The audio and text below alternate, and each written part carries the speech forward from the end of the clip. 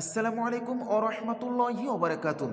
আব্দুল্লাহ ইবনে আমর রাদিয়াল্লাহু তাআলা আনহু হতে বর্ণিত, তিনি বলেন, নবী করিম সাল্লাল্লাহু আলাইহি ওয়াসাল্লাম বলেছেন, লা ইয়াদখুলুল জান্নাতা, জান্নাতে প্রবেশ করবে না। জান্নাতে তিন শ্রেণীর মানুষ কখনোই প্রবেশ করবে না। সেই তিন শ্রেণীর মানুষ কারা কারা?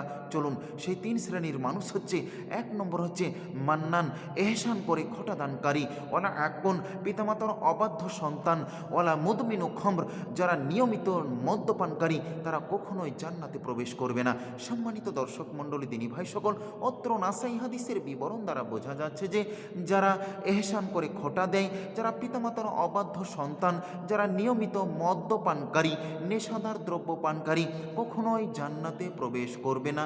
যে আমরা এই অত্র হাদিসের বিবরণ দ্বারা জানতে পারলাম। আল্লাহ যেন আমাদের সকল দিনী ভাই বোনদেরকে খোটা দান করা থেকে, পিতামাতার অবাধ্য থেকে এবং নিয়মিত মদ্যপান করা থেকে বিরত রাখার তৌফিক দান করেন। আমিন। আসসালামু আলাইকুম ওয়া রাহমাতুল্লাহ।